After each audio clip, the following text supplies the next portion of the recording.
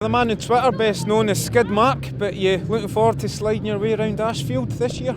Absolutely, I always like getting on my bike and racing it, so obviously I had a great opportunity to come to Glasgow for this year, and couldn't have worked out better, to be quite honest. Obviously I was meant to have joined Plymouth, but that's done now, and an opportunity came, and I've grabbed it with both hands. So yeah, long time overdue probably. You've certainly gone from one end of the country to the other, Plymouth to Glasgow. What was it that kind of made up your mind that Glasgow was the club for you this year?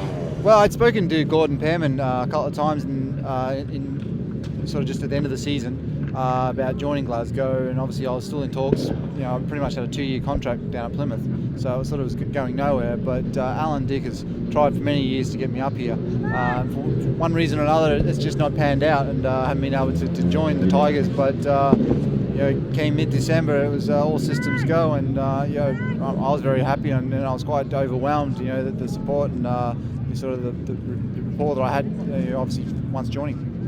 Now, forgive me for revealing this, but I'm sure everyone knows you're 41 now. You're replacing Joe Screen as a veteran in the Glasgow Tigers team. They're big shoes to fill, but do you feel you've still got it in you to be a success this year? Yeah, I wouldn't exactly say I'm filling Joe Screen's shoes. Obviously, Joe was here the number one. I've been brought in not to be the number one. Which is quite a relaxing sort of episode for me to be, because I've always been sort of classed as the number one rider. But Kevin and I feel Theo will be battling that out this year. Don't worry, I'll be applying a pressure on myself to try and be number one again. But it gets, as the older you get, it's not as easy as it was when you were 21. But I still have the enthusiasm for the sport. I'm still excited about it. I mean, you can hear the bikes in the background now. I haven't heard that for a while, and hopefully we get the smells shortly. And it fills you full of energy. So and with the younger guys in the team, it brings you on. It helps you as a rider as you're sort of getting sort of your veteran stage. But I got a lot to sort of prove to myself this year.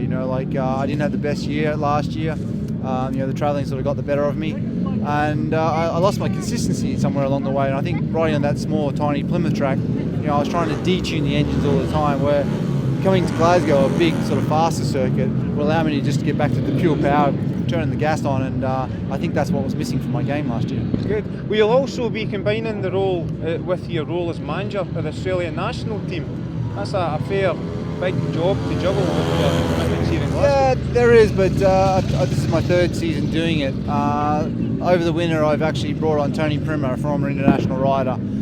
He's going to be, my assistant, but basically he has an FIM license now, so I'm not burdened that I have to be at all the events. That weight will be taken off me, so I can concentrate on racing when the fixtures clash. I enjoy the role as a manager, but first and foremost, my job is as a racer. Stuart Dixon back in the helm.